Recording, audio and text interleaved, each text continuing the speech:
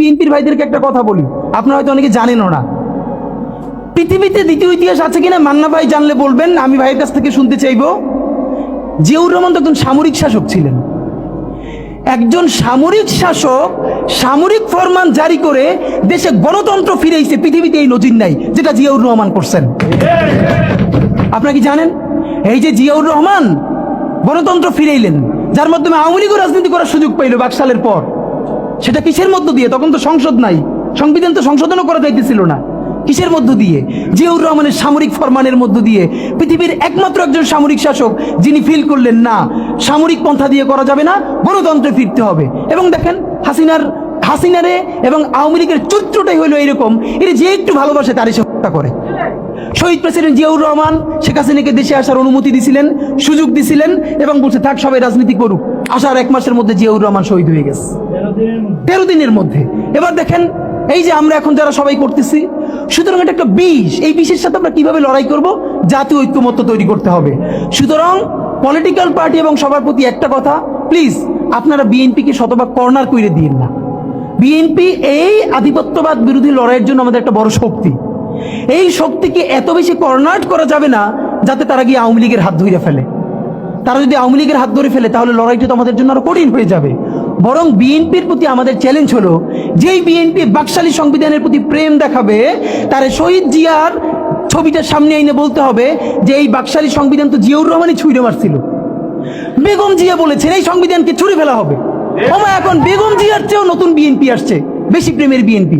যেই শহীদ president Ziaur Rahman Islamophobic জায়গা থেকে বাংলাদেশের মুসলমান, বাঙালি মুসলমান সব আইডিয়াকে ধারণ করে বাংলাদেশের জাতীয়তাবাদ তৈরি করলেন। এখন একটা নতুন বিএনপি গজাচ্ছে, কেউ চেষ্টা করতেছে পুরো বিএনপিটাকে একটা ইসলামোফোবিক বিএনপি করা। এ কি ভাই, ইসলামোফোবিক বিএনপি সে কোথায় যাবে? সে কি দিল্লি যাইতে চায়? আমাকে আমাদের বিএনপির এক আপা টকশোতে বলল, আমসি তিনি লজ্জায় মরে যান, একটা মেয়ে কিভাবে এরকম একজনের বাসার সামনে বকাঝকা করতে পারে। তার মেয়ের সামনে তিনি এখনো যদি ধমক দেন মেয়ে কান্না করে ফেলবে, আর তার মেয়ের বয়সী মেয়েরা রাস্তায় এসে তারপর এরকম গালিগালাজ করতেছে একজন বয়োবৃদ্ধ মানুষকে। মানে মনে চায় কি, মাঝে মধ্যে মনে চায় আপনি কিছুই বলবেন না, চক্ষু বন্ধ করে থাকবেন। মানে আমি উঠে বলবো করে যে আপনার এই মেয়ে ঠিকই তো আছে, ও তো জুলাইতে রাস্তায় নামে নাই। যেই মেয়ে গালিগালাজ করে ও তো জুলাইতে নামে ওর ঘর সংসার হারানোর পালা হয়েছে। একটা মেয়ের স্টেটমেন্ট দেখছেন, একটা মেয়ে বলতেছে যে আমি তো ইন্টার ফেল, টাইনে টুইনে পাস করছি, আমি কোটা মোটা দিয়ে কি করব।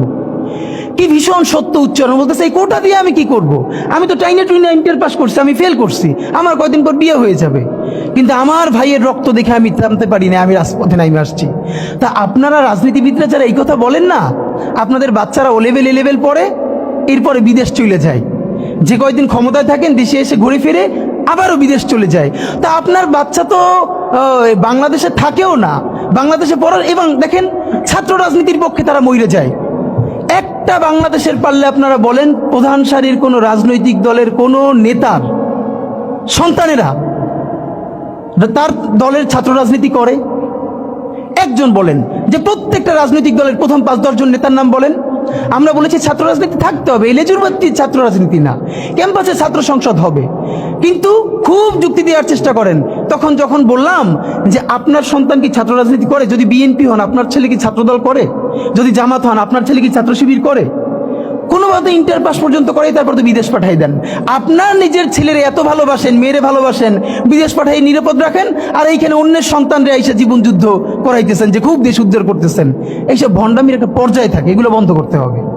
এখন যেটা ব্যাপার, আপনারা এই যে ইসের ব্যাপারে দেখেন, গত 1 বছরের ব্যাপারে আপনাদেরকে বিনীত আকারে বলি, মিডিয়ার ভাইরা যেটা করছেন না, গত 1 বছরে বাংলাদেশে তো গৃহযুদ্ধ হওয়ার কথা ছিল, 1000 বার বলেছি। আওয়ামী লীগ নিজে বলেছে তার পতন হলে 5 লক্ষ মানুষ মারা যাবে। এটা সে কেন বলেছে? এটা শুধু এই কারণে বলে নাই আওয়ামী লীগকে ভয় দেখানোর জন্য না, সে জানে অনেস্টলি সে কত মানুষকে গুম করেছে, খুন করেছে, হত্যা করেছে। এই প্রত্যেকটা পরিবারের একজন করে মানুষ যদি আওয়ামী লীগের বিরুদ্ধে রুখে দাঁড়ায়, তাহলে তো আওয়ামী লীগের এখানে আও থাকার কথা না। আপনি ভাবেন পিলখানা থেকে শুরু করেন, যতজন অফিসার, সাপ্লাই, যত গণহত্যা, এরপরে নিরাপদ সড়ক আন্দোলন থেকে শুরু করে প্রত্যেকটা জায়গায়, সর্বশেষ জুলাইয়ে মিনিমাম যে 1500 শহীদ, এই প্রত্যেকটা শহীদ পরিবার থেকে একজন যদি জান বাজি রেখে নামে, তাহলে এখানে কি অবস্থা হওয়ার কথা ছিল বলেন। অথচ অবাক হই, এইরকম গণহত্যার পরেও জুলাইয়ের শহীদের কোনো পরিবার কোনো রিভেঞ্জ নিল না। এবং এখানে অবশ্যই বিএনপি, জামাত ইসলামী, অপরাপর প্রধান রাজনৈতিক দলকে আমরা ধন্যবাদ দিই।